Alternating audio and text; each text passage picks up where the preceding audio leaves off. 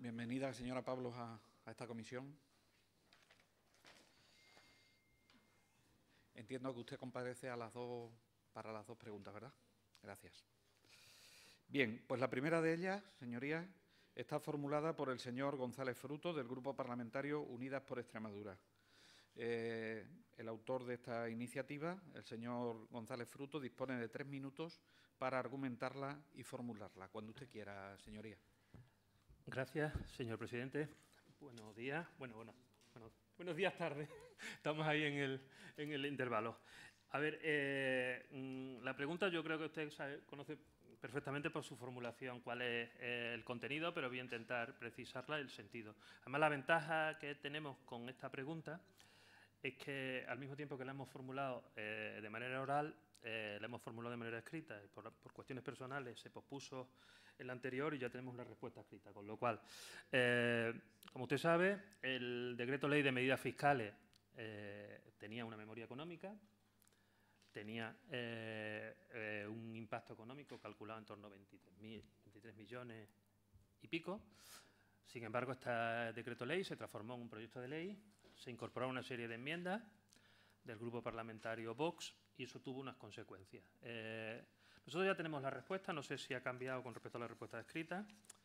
Le pedimos a la Junta de Extremadura, y por eso le pedíamos la contestación oral, de cuánto nos ha costado a los extremeños ese acuerdo entre Vox y el Partido Popular, que se ha traducido en la Ley 1/2005 de medidas fiscales urgentes de Extremadura. Entonces, eso es lo que le pedimos. Luego haremos la valoración porque ya tenemos los datos de esta respuesta que nos va a dar y que además pues, es una manera de que todos los extremeños y extremeñas sepan cuál es el impacto real en el presupuesto público de la Ley 1/2025 de medidas fiscales urgentes. Nada más y gracias, señor presidente. Gracias, señor González Fruto. Bien, a continuación, por parte de la Junta de Extremadura, va a contestar la directora general de Tributos, la señora Pablos Mateos, y tiene la palabra por tiempo de 10 minutos, cuando usted quiera. Muchas gracias, señor presidente. En relación con el gasto fiscal estimado para la Ley 1/25, como bien ha apuntado, incluye no solamente las medidas que ya estaban adoptadas en el decreto ley, sino las que se aceptaron vía enmienda. Y el importe total de ese gasto, como decíamos, fiscal, es de 29.307.300 euros, que tiene computado medidas tributarias en distintos tributos, no solamente figuras impositivas cedidas, como es el impuesto sobre las personas físicas, el impuesto sobre sucesiones y donaciones y el impuesto sobre transmisiones patrimoniales y actos jurídicos documentados, sino también en tributos propios, concretamente tasas, precios públicos y 2 impuestos propios de la Comunidad Autónoma de Extremadura, que es el canon de saneamiento y el impuesto sobre aprovechamientos cinegéticos. Y salvo que me indique lo contrario, atendiendo a sus recomendaciones en la ya lejana primera comisión de Hacienda, en la que tuve el honor de participar, me limito a dar los datos cuantitativos, salvo que quieran hacer alguna otra valoración. Nada más. Gracias, señora Pablos. A continuación, en el turno de réplica, tiene la palabra el señor González Fruto por un tiempo máximo de 5 minutos, cuando usted quiera, señoría. A ver, el objeto de formularle esta pregunta de manera oral, con independencia de que ya teníamos los datos de manera escrita, es solemnizar en una comisión que cualquier ciudadano y ciudadana puede ver de cuál es el impacto fiscal de la Ley 1/2025 y cuáles son las prioridades de este Gobierno. Y nosotros sacamos una serie de conclusiones. Uno, el acuerdo PP-Vox de la Ley 1/2025 de medidas fiscales ha costado a los extremeños disponer en el presupuesto público de aproximadamente 6 millones menos de presupuesto. Nos hemos ido de 23 millones a 29 millones. Esa es la primera conclusión que hay que sacar clara. Nos ha costado 6 millones más. Es decir, el acuerdo final es 29 millones de euros. Y lo tienen que saber los extremeños y extremeñas. Hay 29 millones menos de euros en el presupuesto para hacer políticas públicas. Y luego hay otro elemento que me parece que es significativo de la prioridad de este Gobierno, que esta ley, a día de hoy, se llama de medidas fiscales urgentes. Es decir, y pongo el acento en urgencia. Es decir, la urgencia, para que entienda todos los ciudadanos, y creo que la urgencia de este Gobierno era tomar una serie de medidas que tienen que ver con una deducción autonómica al rentismo, que tiene un impacto de 4,5 millones, unas deducciones en el impuesto de sucesiones, que tiene un impacto de 2.700.000, unas deducciones en el impuesto de transmisiones patrimoniales, que estamos todo el día transmitiendo los ciudadanos y ciudadanas, no, están transmitiendo fundamentalmente quienes sabemos, están haciendo transmisiones patrimoniales de 7.200.000 euros y en tasas y precios públicos 9.200.000, y luego la gran aportación de Vox a este decreto ley, que estamos hablando del impuesto sobre la actividad energética, la caza y la pesca. Estas son las urgencias.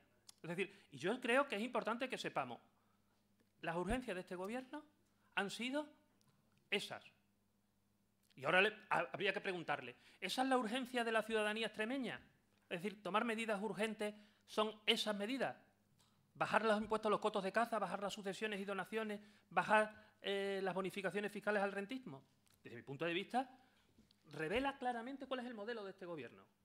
Revela claramente cuál es. Porque si a uno le pregunta, cualquier ciudadano y ciudadana le va a decir, la prioridad es que me atiendan el médico de cabecera antes, que no tenga que esperar 180 días para una intervención quirúrgica, que en la residencia o que a la ayuda a domicilio no tarde 6 meses.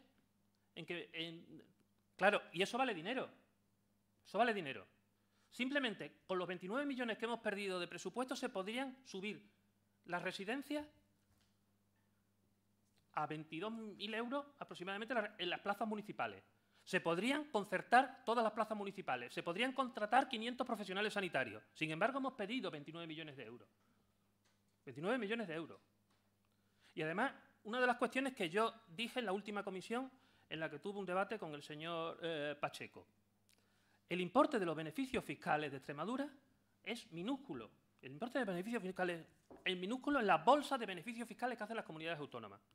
Estamos aportando aproximadamente el 0,3% de los beneficios fiscales que hacen todas las comunidades autónomas. La comunidad autónoma que más beneficios fiscales hace, porque se lo puede permitir, Madrid, la segunda, Cataluña, la tercera, Andalucía. Dije y repito, que la política fiscal de reducir la hucha común no nos estaba haciendo ningún bien. Utilicé palabras malsonantes que tuve que retirar del periodo de sesiones, pero sigo diciendo, lo que estamos haciendo, aparte de reducir la capacidad del presupuesto público para solucionar los problemas que tiene la gente, estamos haciendo el tonto. Estamos perjudicando la capacidad que tiene el Estado, al final de la hucha común, de repartir, porque estamos haciendo un seguidismo de políticas que tienen unos beneficiarios concretos.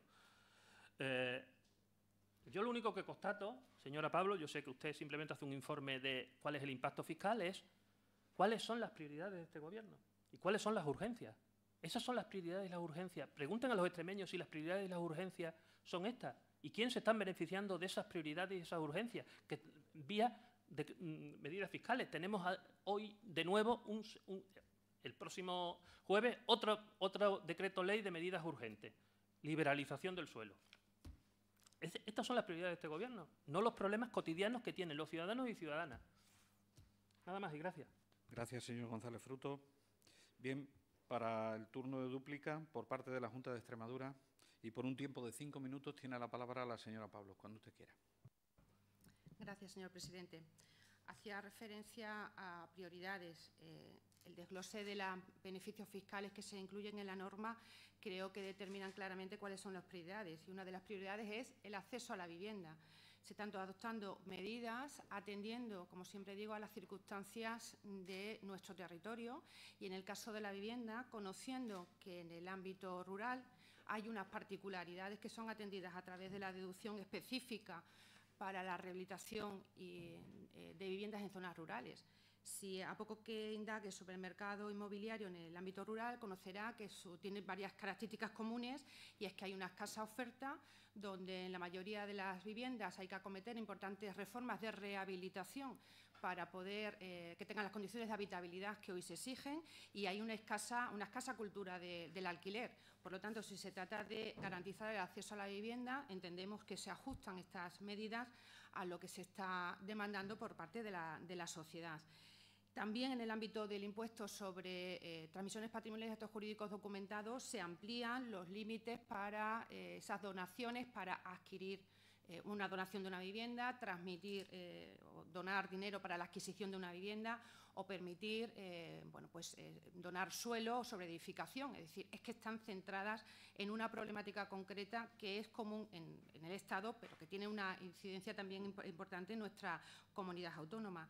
Prioridades también es atender a los enfermos de ELA. No podemos olvidar que hay 2 deducciones en esa ley para atender vía beneficios fiscales. En primer lugar, que no tenga una carga fiscal el hecho de haber obtenido una ayuda o subvención por parte de la Comunidad Autónoma de Extremadura, más otra deducción específica para esas personas que sufren esta enfermedad.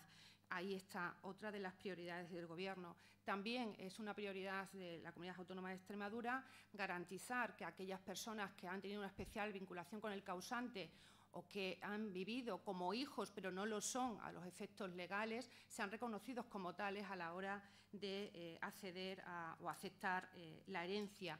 Obviamente, insisto, esas son las prioridades.